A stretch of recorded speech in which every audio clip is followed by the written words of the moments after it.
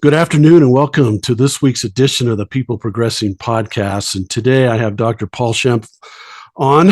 He's a Georgia professor who conducts research into characteristics and development of expert leaders and coaches, which is so exciting and so interesting to me.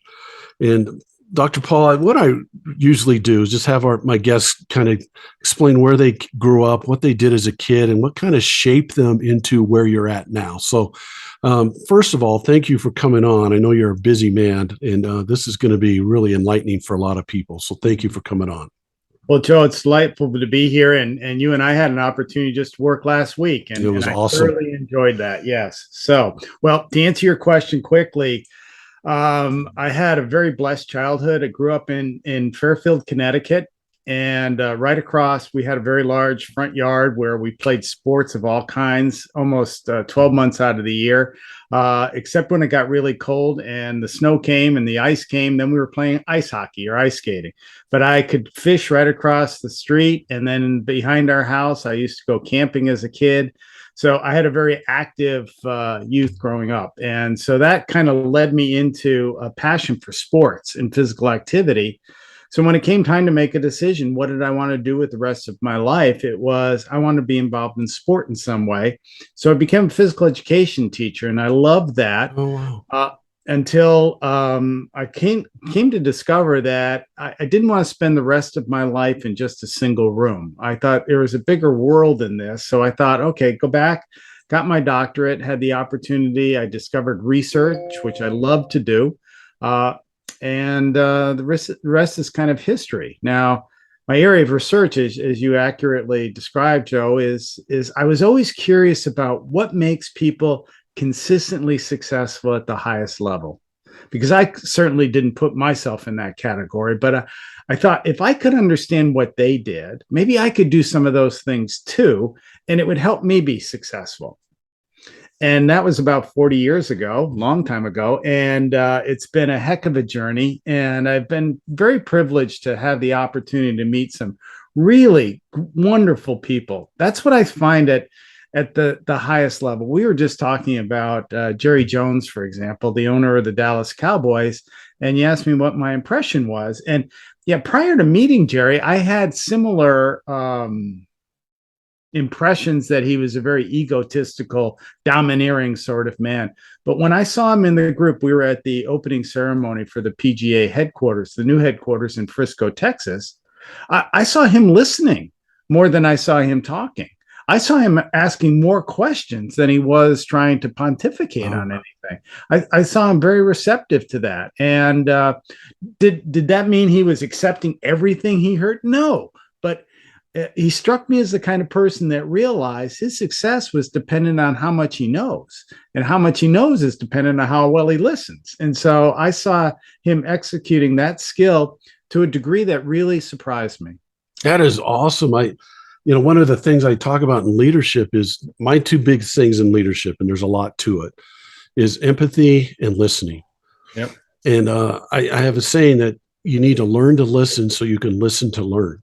Mm-hmm. And you just described that perfectly. Here's one of the greatest leaders in professional sports. Yeah. Mm-hmm. And the first thing you said was he was a great listener. Isn't now, that amazing? I wouldn't necessarily, he didn't strike me as somebody who was deep in empathy. Yeah. Quite to the contrary, I thought he was all business. And so if the decision wasn't going to be in your favor, it was a business decision. Right. You know? That's amazing. I wouldn't quite put him in the mafia category, but I wouldn't say he was short of being a little on the ruthless side. Wow. Yeah. So let's go back a little bit. Paul, you talked about you were a physical education teacher first. Yeah. Mm-hmm. What drove you? What gave you? This always intrigues me about people who take risk. That's a pretty good job. I love teachers, as you know. Yeah. It's a good job. It's a solid job. It's a great job of helping people progress and grow and do mm-hmm. those things. But you saw something more for you. Mm-hmm. My question to that is, what made you or what put you over the top to take that leap and get out of that, go get your doctorate and keep doing more? Hmm. Interesting. You could have stayed where you were very Yeah. easily. Yeah. You know, it's funny. You got my book right behind you there on Five Steps to Expert. Not to promote my book there, Joe, but We will, though. We will. one of the sections in there, you know, five steps. The third one is competent, and one of the things we discovered about a differentiator between people who are competent and people who are then proficient and then on to expert is they're never comfortable in their competence. People who spend the rest of their life in doing their job competently feel comfortable doing that. I never did. I always wake up, and I still do this to this day, Joe. I wake up every day thinking, what's the challenge of today? You know, what am I going to do today that's going to make this day, my time on earth, the oxygen I consume, make it worthwhile, not only for me, but for everybody who knows me? What can I do that'll make a difference? And I'll be honest with you, Joe, two things today. And one, I was working on a podcast, or not a podcast, an online course with the University of Maryland on mentoring, because that is a tremendously powerful Mm-hmm. influence and relationship. And then the second was the opportunity to talk with you, you know, about purpose and performance and development. And I thought, wow, today is going to be a great day. Yeah. So, but yes, you know, some people would say, well, I'd be really intimidated. I know you're a speaker too, Joe. We stand up in front of large crowds. And some people are very intimidated by that. I've always looked at it as an opportunity that these people are giving me their time. And I want to make them feel like their investment in listening to me is worth it. So I work really hard to try to make that happen. And so I guess I've never been afraid of a challenge. Why did I move from there? I thought I would get into a routine that after a while would just become deadly boring. And that's not how I wanted to spend my life. Now, teaching is not boring. I mean, I became a university professor, and most of what I did was teach as well as do research. And I do some coaching too. Again, that is not boring. But I was looking at the world as a great place. And I didn't want to just be in one place for most of my life. I wanted to be able to travel a bit, see other people, see other cultures, make a difference, if you would. And it's a perfect example. This podcast is called the People Progressing Podcast. And it's a perfect example of you progressing. Yeah. And I go back to this all the time, Dr. Paul. And, I talked about this a little bit last week. 70% of Americans are disengaged at work. Do you think that's Yeah. maybe one of the main reasons is because people get stuck in that one area and they're too afraid to keep progressing or keep growing? It's too scary maybe for them, or You know, it's interesting. I think you could be right on that, Joe, is again going back to being comfortable in their competence.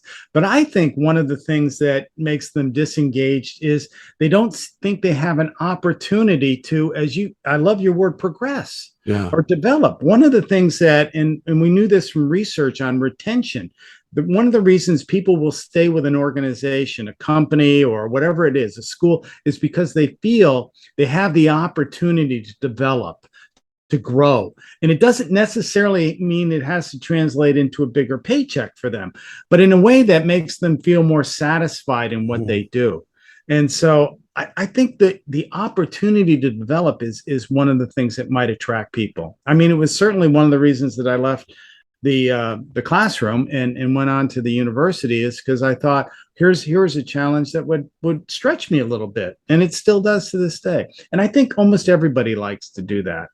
I really do. And I also think I think it's important for leaders to understand that challenging your people is important. Oh, absolutely, Because Joe. when you challenge your people, you're Yeah, showing them that you believe in believe them, that in you them. care about them, and you want Right. them to grow. Just like I tell people, I don't think we should ever call a review a performance review anymore. I think we should call it a growth review. Right. So our whole mindset is growth and progression all the time. Mm-hmm. But if you don't challenge your people as a leader, then you're telling them, I don't really believe that you can do more than what you're doing now. Mm-hmm. And so how disengaged am I going to get just like that because of that happening? Mm-hmm. You know, you reminded me of something. Did I share with you I was the performance coach for the Swedish Golf Federation? Yeah. 12 years. So I worked with most of the Swedish tour pros, Right. professionals. And I thought one of the things that really helped them be successful is that almost to a person, they chose wisely in their spouse. And here's why that was important. They could take a risk on the golf course, and they knew no matter how successful or unsuccessful they would go home and their wife would love them. I work primarily with the males. Their wife would love them just as much. It Mhm. wasn't about, and we even talked to the wives about this, and it wasn't about, um, how much money did you make today or what did you shoot today? It was really about, did you give it your best effort? How did you feel? What do you want to do tomorrow that you weren't able to do today? So that level of support, and that's kind of what you were saying about leaders, wasn't it, Joe? Yeah. Is that not only do they challenge, but if you're not as successful, keep trying. I'm there for you. I support you. I believe in you. And I loved what you just said. By the way, it was one of the reasons that Jesper and Mia Parnevik were so upset with Tiger Woods when they found out he was cheating on his wife Ellen, because they believe that it starts at the home. Hmm. And I've seen that most successful people, it tends to be that way. Not everybody. I mean, there's no one brushstroke that works for everybody, but having a leader or having people in your life who believe in you, Joe, I absolutely am 100% on board with that. People who challenge you, people who think you can be better than you think you can be better. Hmm. I I, know I I've had those people in my life, and I'm very grateful for every one of them. Go ahead, please. yeah, no, it's beautiful. And I'm going to ask you this question. What do you say to the leader who says, I can't afford for my people to make mistakes. It costs us too much money. Mm-hmm. I usually don't say anything, Joe, because that's not a leader who wants to listen. Hmm. Um, so I just usually just shake my head and they're okay with that. But mistakes are part of the progress. I mean, we learned to walk not just because we stood up and we took steps. We fell down a lot. Hmm. So mostly what we learned to do was to stand up.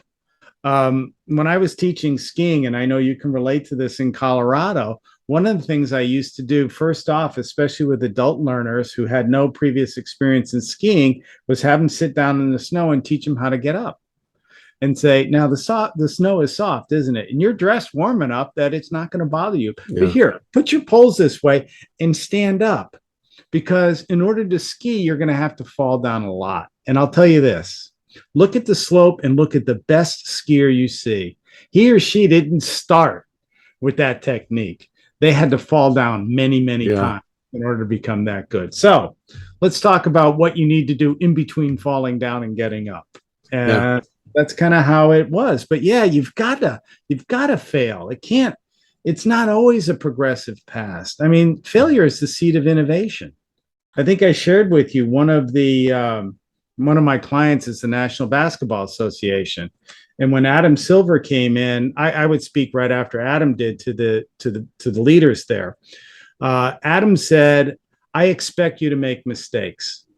Here's why: because if you're not making mistakes, you're not trying, and if you're not trying, we won't be one of the best sport franchises in the world. You have got to try, which means you're gonna fail." And I love that. And I agree with it 100%. I just have run into this, and I go back to the 70% of disengaged. Yep. 85% of those 70% say it's because of the leadership they work for. Yep. Mm-hmm. And I think I call them data leaders or people leaders. Yep. And the data leader is the one who says, I can't afford for them to make mistakes because it's going to hurt our bottom line. Yep. And, it's a frustrating thing for me because I agree with you 100%. If you don't make mistakes, you aren't going to grow. You're not going to learn. You're not going to keep progressing. You're going to stay status quo. You said something earlier, Paul, that made me really think. You said you really wanted to study what makes people successful. Mm-hmm. And you've been doing that for, I think you said 40 years now. Yeah. Right. If you could, I don't want to put you on the spot without asking this before, but what are the top maybe 3 to 5 things that you think make people, or the most successful people that you've encountered, and you've encountered tons of them. Sure. What are some of the similar traits that those people have?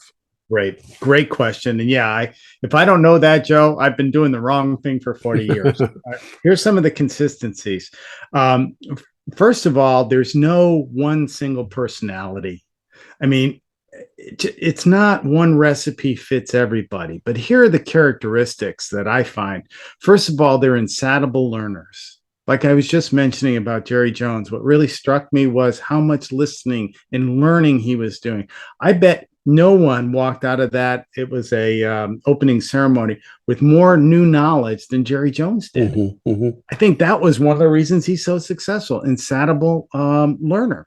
Next, they're able to develop a skill set that allows them to be successful, whether that's being a leader or an athlete or a coach, whatever it is. Um, Secondly, or thirdly, is they're always looking for opportunities. Now, that leader you were mentioning, it says, I can't afford to make mistakes. Joe, in my mind, that's not a leader. Mm-hmm. That's a manager. Yeah. He wants people to do the same thing Mm-hmm. again and again and again. And you know what? That's a short-term solution. Yeah. Yeah. In the long term, I mean, if you look back 50 years ago, this world was very different. We didn't have these cell phones and we didn't have all the technology. Why do we have those? It's because people took a chance. They took a risk. A leader, by definition, doesn't do what everybody else does. That's a follower. Leaders are always out front trying to find new things, new opportunities. And so, yeah, will they stumble? Yeah, but hopefully they're going to recover and go on. All right. And then the last thing is, I think they're rigorous, what we call self-monitors. They're always assessing themselves. And this is where I think a lot of times they take the ego out of it. Do you remember in our program we talked about humility? Yeah. How Yeah. important Yeah. that is to people? You've got to be open to new ideas, new perspectives, because the world is going to be a different place tomorrow than it is today. Mm-hmm. And if we want to be a part of it, we have to understand what those changes are. And that only happens if we're open minded. So if we're constantly monitoring ourselves, what do we know? What's our skill set? You and I have been talking about, for example, is speaking.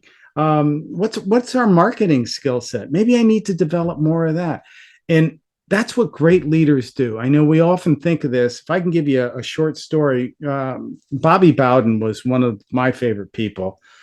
Participated in a number of our studies. And Bobby was, we were at a coaches conference in Florida. It was high school coaches. And it was during the Q&A. And as we were walking out, I said, Coach, you just gave away all your secrets. Right. And here's Bobby. He said, listen, if I do next season what we did this season, I'm going to have and I won't tell you what the actual word says, I'm going to have my butt handed to me and we're going to have a losing season. He says, there are no secrets. He says, I'm going to have a different group of people next season to coach and as coaches and players. So I need to be able to understand who they are and what's going to make them successful. What worked last year won't work next year. Some things will, but most things won't. So he's always monitoring what he knows and what's changing and how he has to, and I love your term, is how he's going to progress. Yeah. That's So yeah, awesome. I see that rigorous self-monitoring is a key aspect to it. So knowledge seekers, great skill sets, and then self-monitoring. Who am I? What am I? What do I need to do to get better at what I do? Basically, what I have the most passion for, and you're better off speaking about that than I am. I think it's awesome. And I'm going to switch over because I just asked you about what makes the most successful people successful. Mm-hmm. Now I'm going to ask you this question: what makes the best leaders the best leaders? Mm-hmm. What are some of those traits? Sure. And I think when we talk about successful people and leaders people, there's a little bit of a difference there. Mm-hmm. So you mentioned Bobby Bowden. He was a very successful coach, Mm-hmm. but in my mind, he was a very successful leader of young men. Yes. So what made him such a great leader? Mm-hmm. I think there was a couple of things, and one of them is that his perspective of his position as a head football coach is he didn't coach football. He coached players. And the only way he could coach players is if he understood who those players were. I think I mentioned Mike Budenholzer to you. Bud, nickname Bud. Bud is now the head coach at the Milwaukee Bucks, but I knew Bud when he was the head coach here for the Atlanta Hawks. And in Bud's second season as a head coach, he had spent 17 years as an assistant coach at San Antonio, but in only his second season as a head coach, he was named the NBA Coach of the Year. And I asked him right after that, I said, congratulated him. And I said, but what do you think you do differently than every other coach in the league that allowed you to be named Coach of the Year? And without hesitation, he said, player relationships. Wow. He said, if I'm going to coach my players, I have to know who they are. And every one of them is different. So I have to know them individually. And then he said, I also have to know them collectively. Mm-hmm. How do they interact with one another? He said, that's what the heart of great coaching is about. And I absolutely agreed with him. So, and I think that goes straight into business. Yes. It doesn't matter if it's in the athletic world or the business world or right. any leadership world. To me, that's huge right there in terms of, you're talking about a guy who's coaching multi-million-dollar athletes, and his first thing is relationships. I think that's beautiful. Yeah. And so you think about a leader who's running a multi-million-dollar company. Mm-hmm. What kind of relationships is he getting with his people? Mm-hmm. And you mentioned something earlier about managing people. And I had one of my ex-players on my podcast, and he's now an officer in the Army. And he said this to me. He said, Coach, he goes, you manage machines, you coach people. Mm-hmm. And I was like, wow, that's really powerful. And here's an officer in the Army. Right. And he's telling me that, and I'm like, man, that makes so much sense. And it's like, so from that point on, I'm like, I don't want to ever call anybody in business a manager again.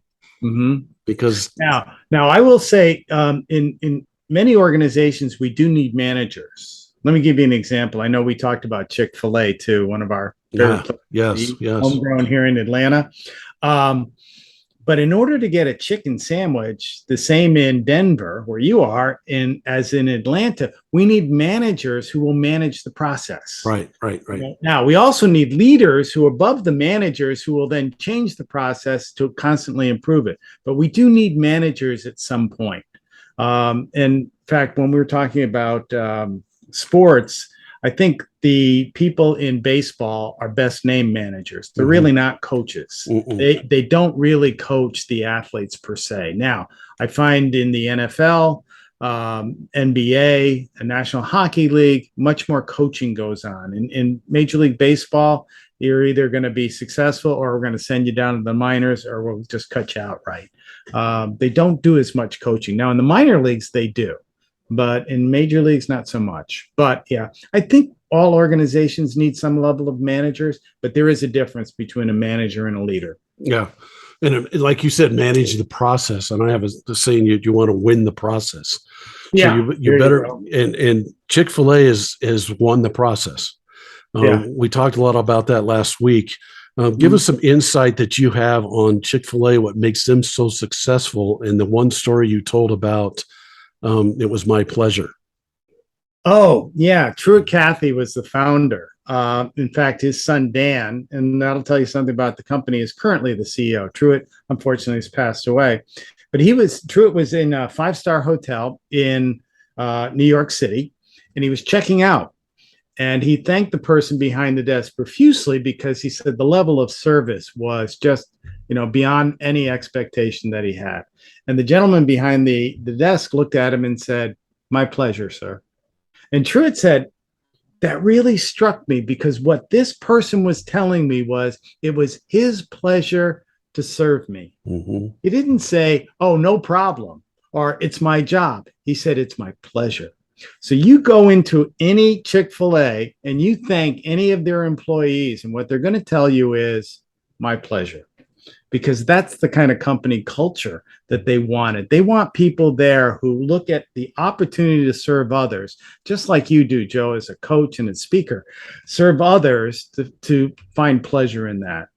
Yeah, it's a beautiful story, and it really speaks volumes. I had another person on my podcast who was an ex-player of mine who was actually a police officer and a SWAT team member. He's 6'9", probably the tallest Wow. SWAT team member ever.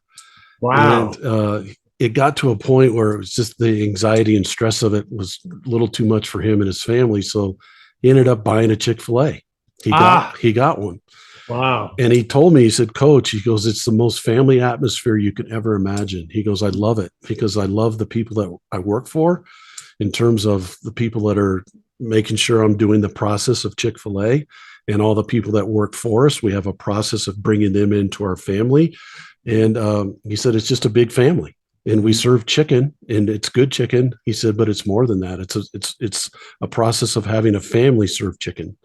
And it was really interesting how he described that. So that's really an interesting story. Paul, let's go into a little bit about, I want to ask you this question. You've worked with many teams, many businesses, many organizations, and I'm sure that you've worked with some that were pretty dysfunctional. What were some of the reasons that those teams or organizations were dysfunctional, and how did you help them out of that? And you don't have to name names if you don't want, that's fine. Right. But what were some of the things that led to the dysfunction of those organizations or teams?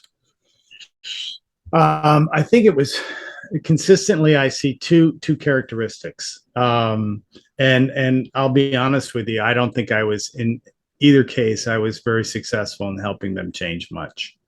The two characteristics that I saw was a lack of communication, and what I mean by that is conversation two-way. And usually, it was one person giving orders to another, to a person who objected to the orders and just didn't want to do that. And then the secondly was a lack of trust. Wow. And again, when you think about any relationship, I mean, Joe, you were a coach for how many years, both baseball and football? The athletes had to trust you, didn't they? Yeah. Yeah. You had to communicate clearly with those athletes for them to understand what the expectations were Right. and how to be successful here. And we were just talking about that with Chick-fil-A. So yeah, communication and trust. And I think any great leader will build both. And I think Jim Collins, your fellow Coloradoan, Yeah. made that point in his book, From Good to Great, about how the great leaders, really, it's about the people. And they Yeah. give credit to the people who are successful or, do what they do. But yeah, I would say communication and trust. Do you have another one, Joe? I mean, you've seen some organizations. I Well, mean, it's a business chair. Yeah, go yeah, ahead. yeah. You brought something up that really hit home with me. Is I tell young coaches or young leaders that everything that you coach or everything that you are teaching to somebody in your organization, you need to tell them the purpose behind it. Oh, yes. And Yeah. when you tell them the purpose behind it, you coach the purpose of it, then that really tells them again that you care about them. Yeah. You don't just say, here, I need you to do this, and this is how you do it, and then Mhm. leave. You Right. need to give them a purpose for doing it. And Right. just like every person that comes into your organization every day, there should be a purpose for them being there. Hmm. And I think again, we go back to the 70% again. A lot of those people don't have a real purpose for being there. Hmm. So I'll give you a quick example. I love coaching pitching. I just, it's one of the things that I can look at a pitcher and I can tell you he's probably going to have surgery someday. It's just something I've done for my whole life. I was a pitcher. It's one thing I really have a lot of confidence in doing, Hmm. but I run into a lot of pitchers now that start doing stuff and I say, why are you doing that? And they have no idea. Hmm. There's no purpose behind what they're doing. They don't, and it's not going to resonate in somebody unless they know the reason behind it. So when Hmm. I'm coaching somebody in pitching, I'm saying, this is the reason we do this because it's going to give you a longer career. You're going to throw harder. You're going to take pressure off your arm. And I'm giving them a purpose of why I'm coaching that or teaching that to those people. And I think that's a huge thing that's missed a lot now, because people don't want to take that little extra time to coach the purpose of it too, I think you're right. Yeah, Simon Sinek said it's about the why.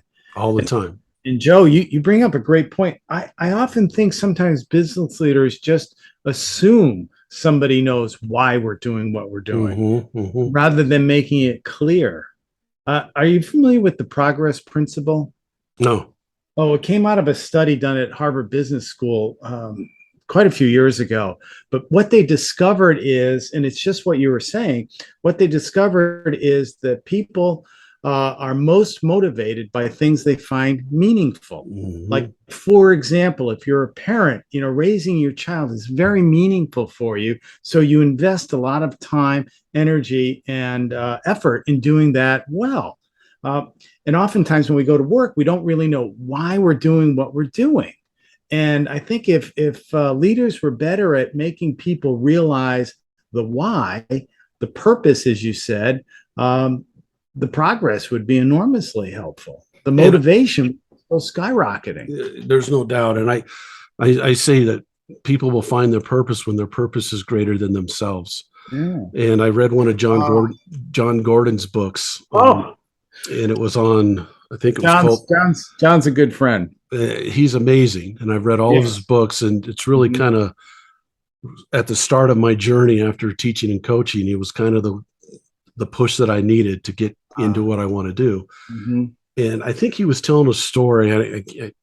Correct me, you might know. I think it might have been Campbell's Soup, but Campbell's Soup was floundering, not Mhm. doing very well. And the CEO came in and basically changed the whole purpose behind what they do.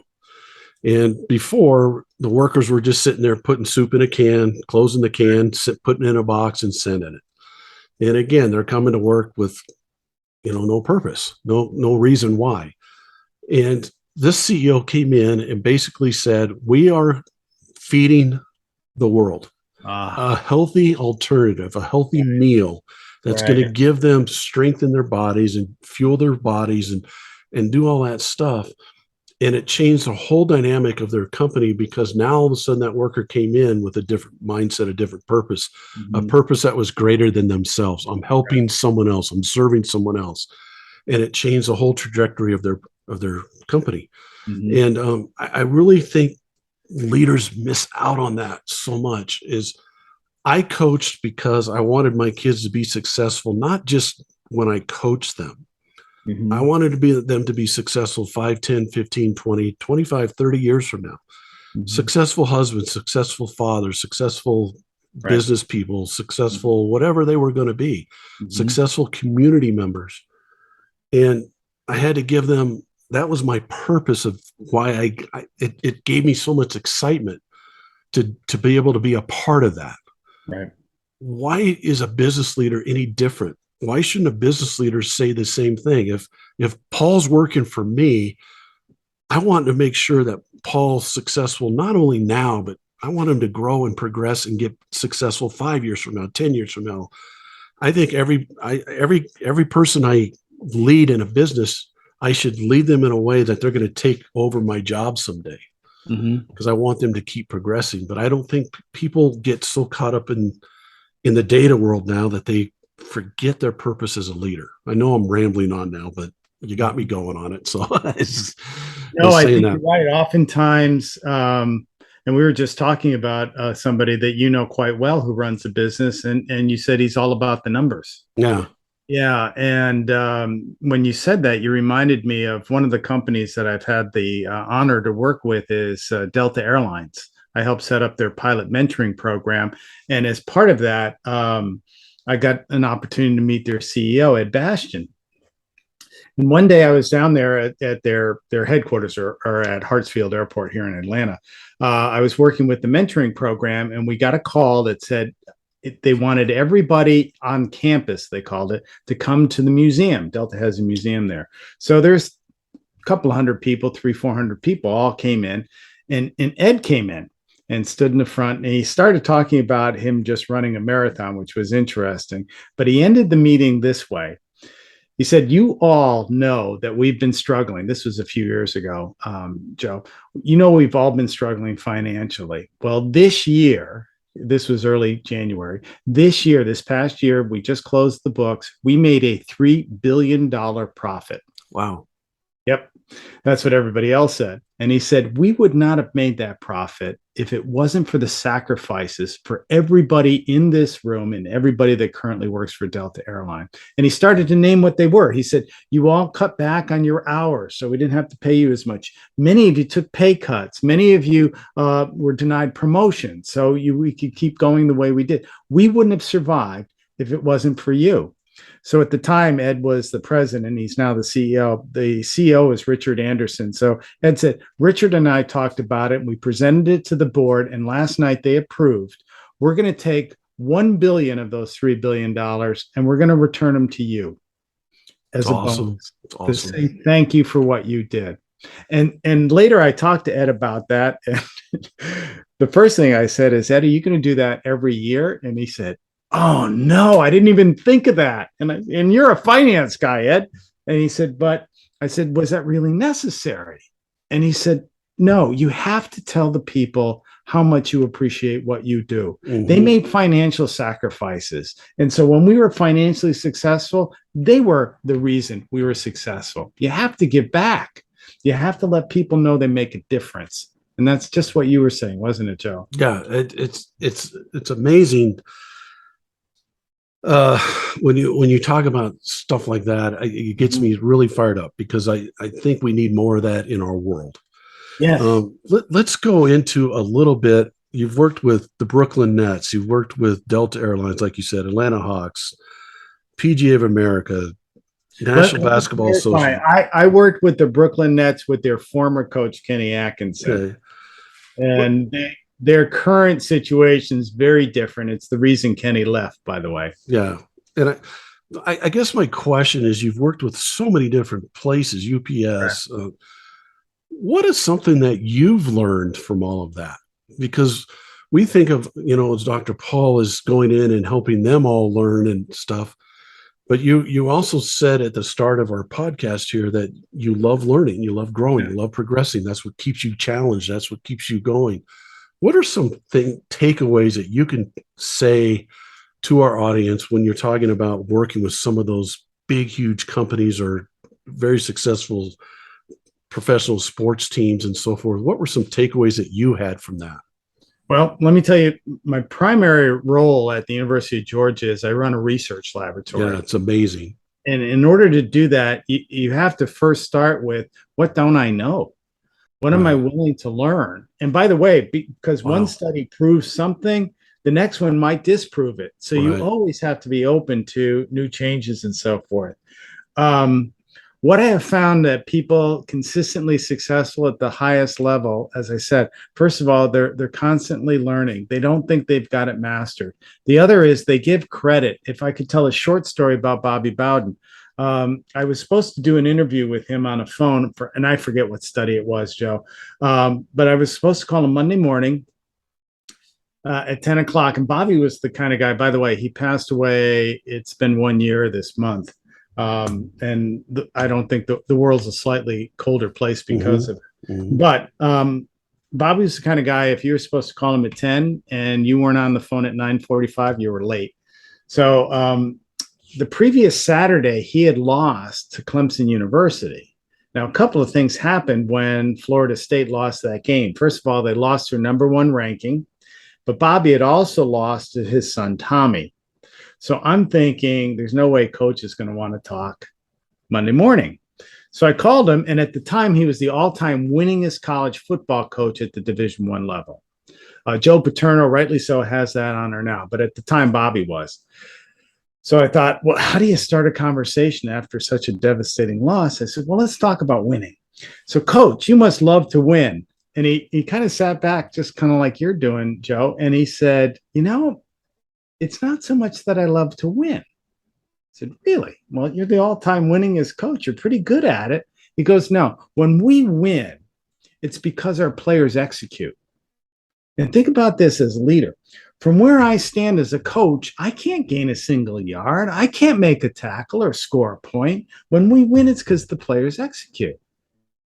Then he was quiet for a second and he says, but I'll tell you this, I hate to lose.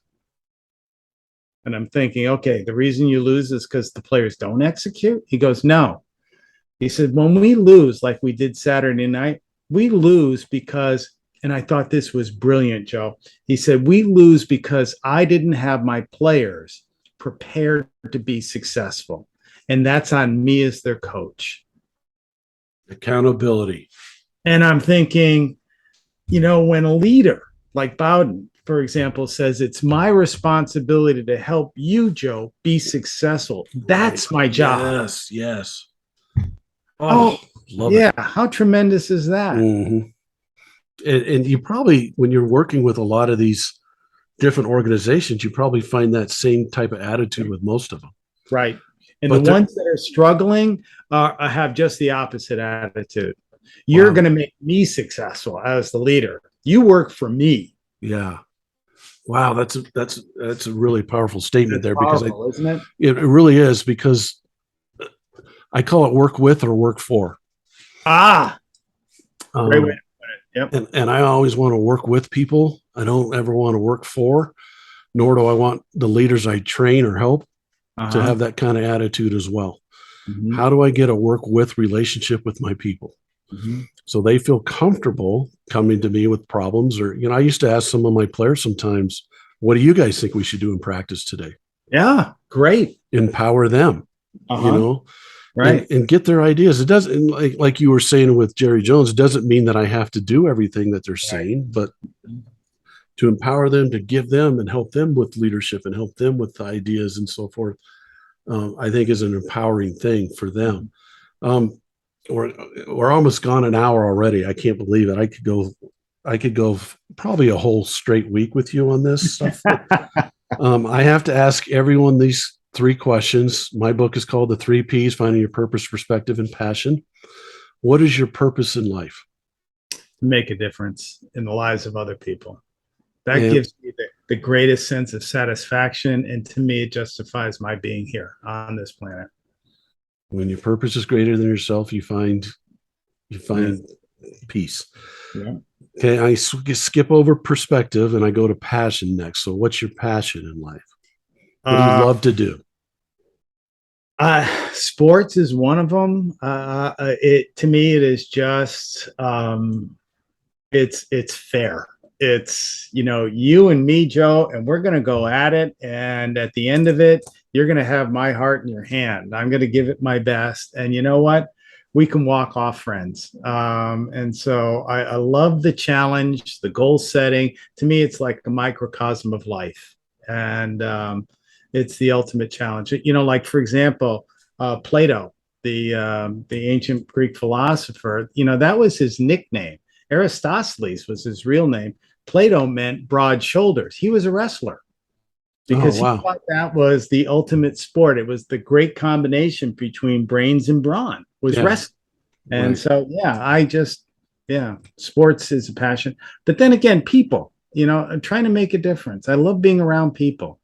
And I always say this, and I've been challenged on this, but I'm going to stick to my guns on it. I think your purpose and your passion equal. Yeah. Purpose equals passion and passion equals purpose. And what holds it together is your perspective. And where people get outside their purpose and passion is when they kind of lose their perspective because something happened to them or whatever. So what is your perspective on life? How do you look at life? That's probably I'm gonna default to my research background. I like to look for evidence because in the evidence, in the data, I find I can confirm certain things, or I can discover new ideas that I never had before. And so my perspective is constantly observe, ask questions, talk, and learn. And then what I try to do is share what I've learned with others. Like, for example, everything that I've shared with you and in your audience today, Joe, has been from other people. It's been people like Ed Bastian, Kenny Atkinson, the coach at the Brooklyn Nets, Mike Budenholzer, who did I for Bobby Bowden. They share with me what helped make them successful. And I feel privileged to have the opportunity to be like with you on your podcast or to talk to your Vistage group because it allows me to share those experiences from those people. And your purpose equals your passion, and you just proved that your perspective holds it together. Yeah. It's a beautiful way to describe that. And I want to go back one thing. You just hit a chord with me because you told the story last week. The coach I think you said he's with the Milwaukee Bucks now, but he was with Atlanta at the time. Mike Budenholzer. And you were talking about how he empowered his coaches. Oh yeah. Can you kind of just describe that a little bit to our listeners, how this leader of a National Basketball Association team Right.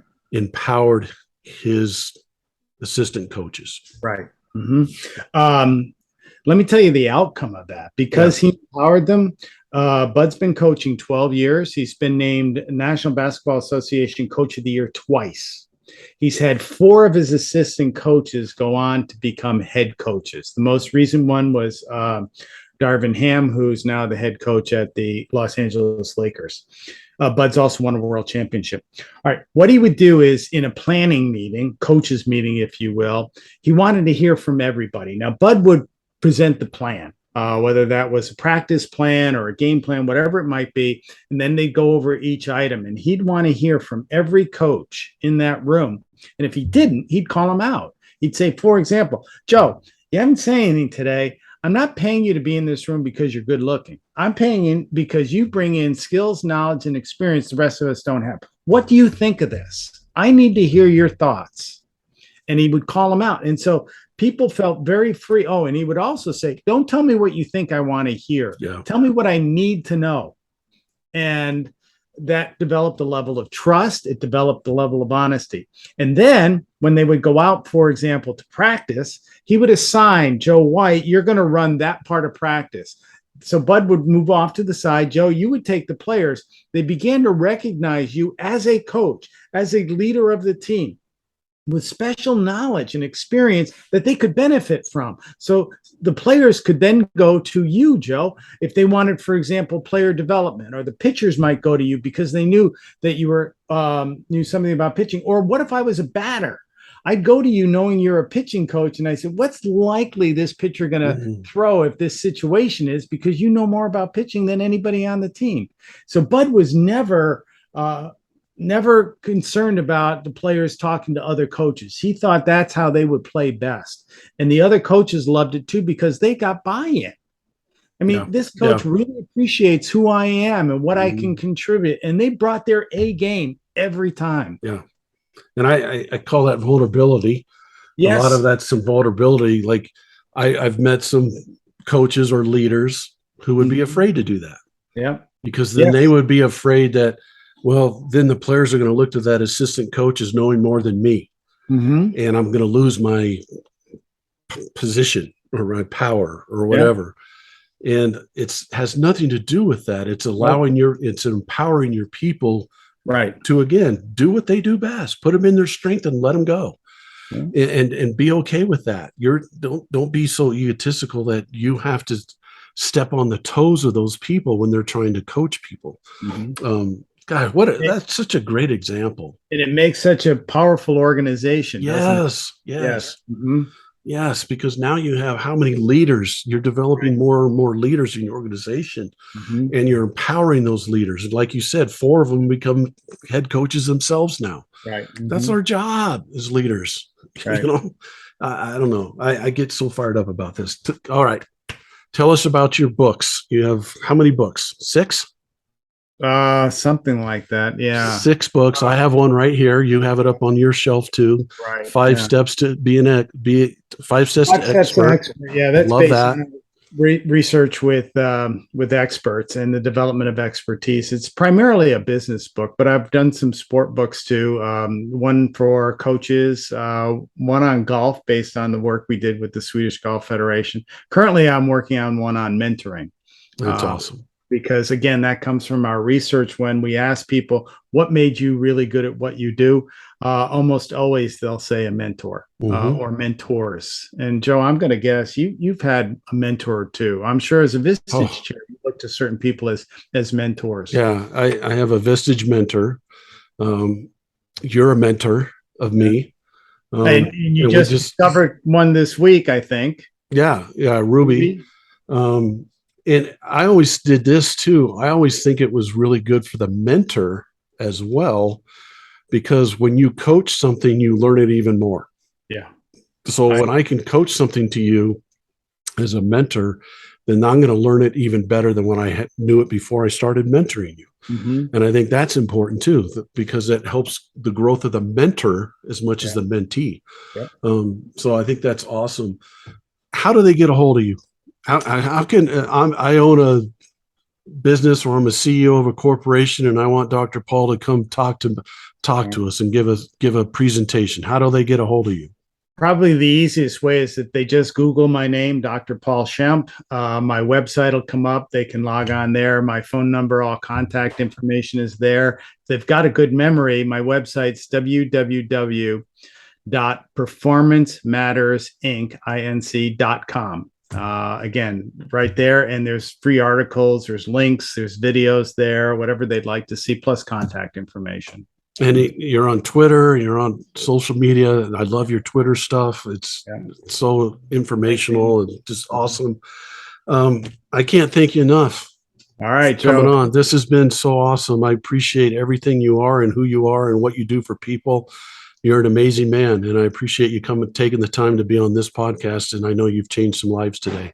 So thank you so much, Dr. Paul. And Joe, the feeling's mutual. So I feel honored to be here with you. Thank you for the invite. Thank you, and have a great day.